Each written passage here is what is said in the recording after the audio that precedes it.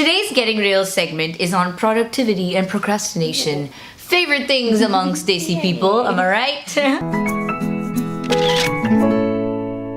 Ayo, we're the 9 to 5 misfits back again to help you crush unemployment and define success on your own terms, baby. So today we actually have a guest telling his story, and he actually happens to be a Patreon member. So if you would like to get in on the action and become a future guest on our Getting Real series, go check out our Patreon page and become a patron, and we will love you forever. The link is below. So we're gonna get started with the misfit dubby and then go ham on our hacks. Ooh, hand me that dubby. Yes, IST. So IST is a thing that like most Desi people struggle with, and I was no exception to the rule.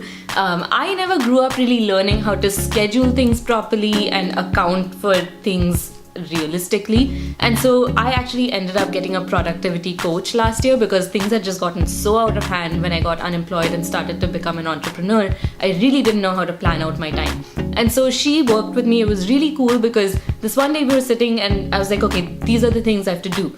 So she was like, okay, write it down in actual buckets of time. So she wrote out on my paper like 10 a.m. to 11 a.m., whatever. And so in each time bucket, she made me write down what I was gonna do. And I, in my head, would just think, oh yeah, things take like 10 minutes. And really it would take 2 hours to do.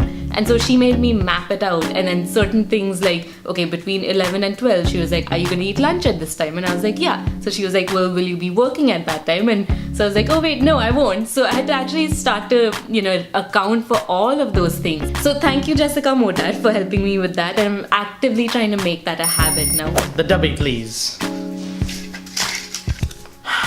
Break it up. Let's see, do I have a story for break it up?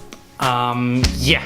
Okay, so basically what I used to do was that whenever I think about procrastination and things like that, I would look at it from 2 different aspects. I would look at it from eagerness and ambition, or necessity and chore. Necessity and chore is the easy one to understand. It's like going to work every day or going, doing your laundry or something like that. It's basically something that you have to do and you put it off until you have to do it. Ambition and eagerness is a little different, and I think the best example is when I studied the GMAT and I was trying to get into business school. I spent most of my time breaking up and iterating different, timetables about 1 million times, and I wasn't getting anywhere. I moved on to where I was several steps ahead of myself, where I basically got into the university I wanted and I was nowhere near where I wanted to be. So what I did was I consciously took a step back and I broke everything down into several small parts. I made them so small that I would basically achieve little wins and iteratively just make myself a lot better. And those little things together made a big difference overall in what I wanted to do. And using that, I ended up getting to where I am right now, and that's great. Okay, well, survive that. That was challenging. Especially, I felt bad for him. I think he's kind of like, I don't know what to do. But yeah, that was actually really cool because, again, taking an aptitude test itself is something else for Indian people, because our tests are like from school, it's just memorizing and a lot of like rote learning of like history and that kind of stuff. It's like memorizing. Oh. It's a British word, R-O-T. Because like the British syllabus system was a lot of memorizing and a lot, especially I guess it's the Indian system. It was always like memorize this whole thing. There'll be the same questions. They'll just change the names in the question.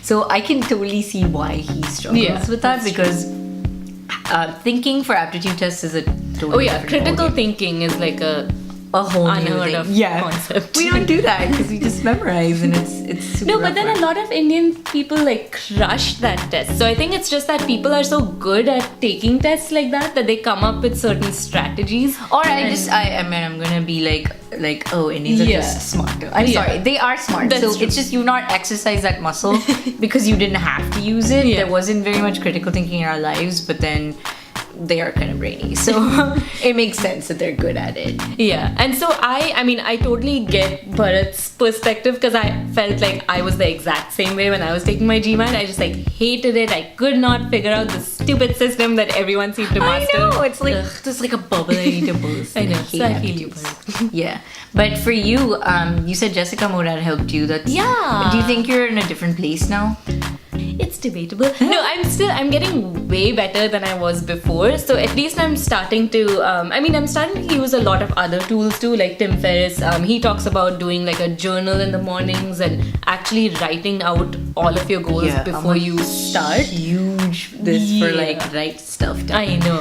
The pleasure of scratching it out is like yes. And then also from you, actually, I picked up the whole like scheduling it on my calendar. Yes, because everything. Especially now because we have like so many random things that pop up. We have all these social different media. God, how do you keep up with that I crap? know, it's the worst. hate you, So it's just technology. like, and it's just half the time we have like meetings across town with different people, so it's really hard to keep track of whom you've made what commitment with. Yeah. So now it's like, if it's not on my calendar, it does not exist. Yeah. Therefore, everything needs to be on my calendar. No, like everything. Yeah. There's times where I'm like, wash hair because I'm like, I'm shooting a video tomorrow, must wash hair. I've not It's gotten important. to that point yet. No, it's but that's a important good point. because I don't like showers anyway. So I know, it's brand new information. time waster. But yeah, this is our little version of Perd Happilies. Ya heard with Perd. And that is the end of the story, so we are going to stop talking now.